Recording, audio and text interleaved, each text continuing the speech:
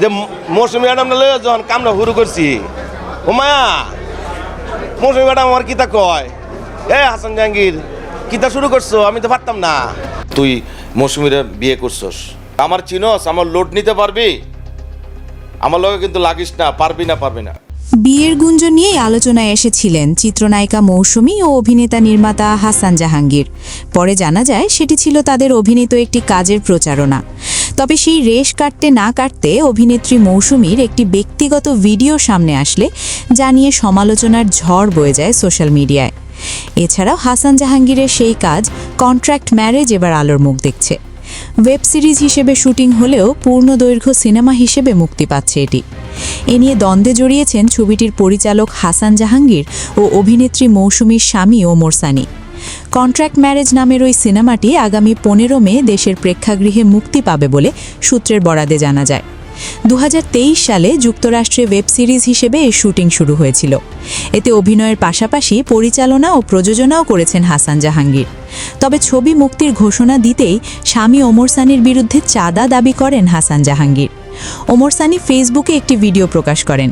ভিডিওর একটি অংশে মৌসুমীর অডিও শোনা যায়। সেখানে তাকে বলতে শোনা যায়, কন্ট্রাক্ট ম্যারেজ নামে ছিল একটি নাটক, বড় হয়ে যাওয়ায় সেটি টেলিফিল্ম হিসেবে চালানোর কথা জানায় পরিচালক হাসান জাহাঙ্গীর। কিন্তু সেটা কিভাবে সিনেমা হয়ে গেল যা বুঝতেই পারছেন না এই অভিনেত্রী। ঘটনায় হাসান জাহাঙ্গীরের বিরুদ্ধে আইনগত ব্যবস্থা নেবার কথা জানিয়েছেন ওমর সানি। বিষয়টি নিয়ে হাসান জাহাঙ্গীর একটি টক শোতে বলেন, মৌসুমীকে চাপ দিয়ে আমার বিরুদ্ধে বক্তব্য নিয়েছেন ওমর সানি। তিনি এই প্রোডাকশনের সঙ্গে জড়িত নন, তিনি এই ছবির বিষয়ে কিছু করতে পারেন না। মৌসুমী ম্যাডাম সিনেমা করেছেন, সরকার সমিতি সহ সবগুলো পক্ষ অনুমোদন ও অনুমতি দিয়েছে। সবাই হলে গেলে দেখবে এটা সিনেমা না ওয়েব সিরিজ। হাসান জাহাঙ্গীর আরও বলেন, তিনি প্রমাণ করুক এটা সিনেমা নয়।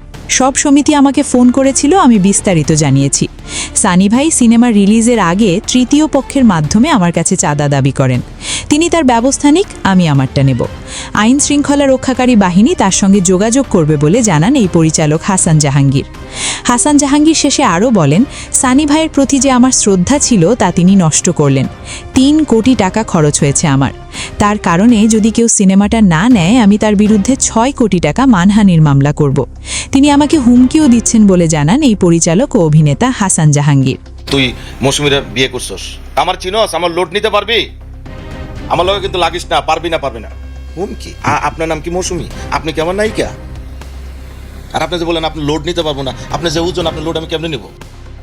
তবে পরিচালক হাসান জাহাঙ্গীর ও অভিনেতা ওমর সানির মধ্যে দ্বন্দ্ব শুরু হলে অতি শীঘ্রই বের হতে পারে অভিনেত্রী মৌসুমীর ব্যক্তিগত ভিডিও, যা অবাক করবে দর্শকদেরও। কারণ তারা শেষ বয়সে এসে আসলে মিডিয়াতে ভাইরাল হওয়ার জন্যই এমন করছে বলে দাবি কিন্তু অনেকের। আর তুমি যে ধরনের কাজ করে এটাকে রিলিজ করছো, এটা আমি তীব্র প্রতিবাদ জানাচ্ছি আমি তোমার সিনিয়র ব্রাদার হিসাবে। সো প্রাণপ্রিয় ভিউয়ার্স, এখানে আসলে দোষটা আসলে কার? পরিচালক হাসান জাহাঙ্গীর নাকি অভিনেতা ওমর সানির? এই নিয়ে জানিয়ে দিন আপনাদের মূল্যবান মতামত।